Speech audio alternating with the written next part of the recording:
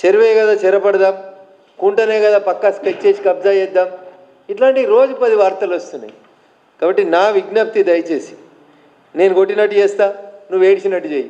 ఇది వద్దు. పొంగులేటి గారు, కేటీఆర్ గారు, నిజాయితీ ఉంటే నువ్వు మున్సిపల్ అడ్మినిస్ట్రేటివ్ మంత్రిగా ఉన్న 10 సంవత్సరాల్లో నేను తప్పు చేసినా, తప్పయింది, మా నాయన కట్టించిన అమరవీరుల స్తూపం దగ్గర ముక్కునాలకు రాస్తున్నా, నేను మున్సిపల్ మంత్రిగా ఉన్నప్పుడు కట్టిన అన్ని కట్టడాలకు నేనే బాధ్యుడిని, నా మీద డీజీపీ దగ్గరికి ఏదో మా కార్యకర్తల మీద దాడులు అయితే నేను దండం పెట్టి వచ్చినావు కదా, దాడులు కాదు, నేనే సార్ దుర్మార్గుణ్ణి, హైదరాబాద్లో ఈ వరదలలో జనంగా కొట్టుకుపోవడానికి బాధ్యుడిని నేనే, నాలాలు కడుతుంటే కళ్ళుండి చూడలోని కబోదిని నేనే, నా మీద ఎఫ్ఐఆర్ చేసి నన్ను జైల్లో పెట్టమని పాప ప్రాయశ్చిత్తం చేసుకోవాలి కేటీఆర్ అనేటోడు.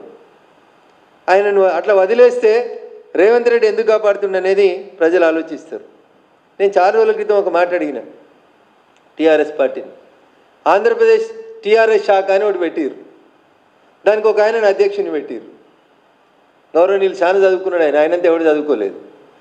ఆయన ఉద్యోగం విడిచిపెట్టి వచ్చిండు, సర్కారు కోలు వదిలేసి వచ్చి ఆయన వచ్చి తెలంగాణలో టీఆర్ఎస్ పార్టీని తీసుకుపోయి ఆంధ్రప్రదేశ్లో పునరుద్ధరిస్తా అని మియాపూర్లో 100 ఎకరాలు కబ్జా పెట్టుకున్నాడు.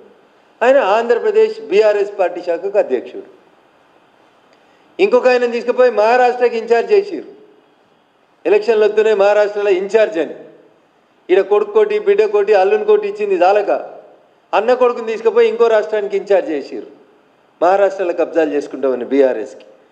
ఇట్లా ఒకరు వీళ్ళు చేసిన కబ్జాల గురించి నిజంగా రేవంత్ రెడ్డి గారికి నేను సిన్సియర్గా చేస్తున్నటువంటి ఒక సూచన, కేటీఆర్ని టీఆర్ఎస్ పార్టీ చేసిన తప్పుల్ని కాపాడాలనేటువంటి ఉద్దేశం మీకు లేకపోతే హైకోర్టు ఆర్డర్లు, జడ్జిల లేఖలు, ప్రభుత్వాలు ఇచ్చినటువంటి తీర్పులు, ఎన్జిటిలో వచ్చినటువంటి ఆర్డర్స్ అన్నింటినీ హైడ్రా ముందు పెట్టి నిర్దాక్షిణ్యంగా ఈ భాగ్యనగరంలో వరదొచ్చినా, వానొచ్చినా, ఏమొచ్చినా నాలాగానే ఉంటుంది, రోడ్డు లాగానే ఉంటుంది అనే రీతి లోపల ఎంక్రోచ్మెంట్స్ అన్నింటినీ కొట్టేయాలని చెప్పి ఈ సందర్భంగా కోరుతూ, ఒకవేళ 111లో బఫర్ జోన్లో ఎఫ్టీఎల్లో ఉన్న భూములు మీకు కనబడకపోతే హైకోర్టు ఇచ్చినటువంటి ఆర్డర్ కాపీని చూస్తే మీకు ఆ చెరువుల సంఖ్య, ఎఫ్టీఎల్ల సంఖ్య కనబడుతుంది.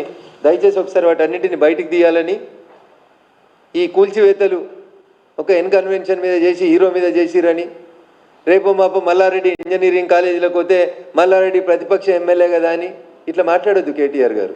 మల్లారెడ్డి గారు కట్టిన, అనురాగ్ రెడ్డి గారు, రఘునందన్ రెడ్డి కట్టిన, మురళీధర్ రెడ్డి గారు కట్టిన, చేయాల్సింది ఏంది, చెరువులు కడితే కొట్టాలి. కూలగొట్టని పాపానికి శిక్ష ఎవరికి వేయాలంటే కేటీఆర్కి వేయాలి. ఫస్ట్ అర్జెంటుగా అరెస్ట్ చేయాల్సింది, మొదటి ముద్దాయిని చేయాల్సింది ఈ చెరువుల ఆక్రమణలకు అన్నింటికి ఎవరంటే మున్సిపల్ అడ్మినిస్ట్రేటివ్ మినిస్టర్గా 10 సంవత్సరాలు పనిచేసినటువంటి రేవంత్ రెడ్డి గారు, కేటీఆర్ గారిని అరెస్ట్ చేయాలని ఈ రాష్ట్ర ప్రభుత్వానికి నేను డిమాండ్ చేస్తాను.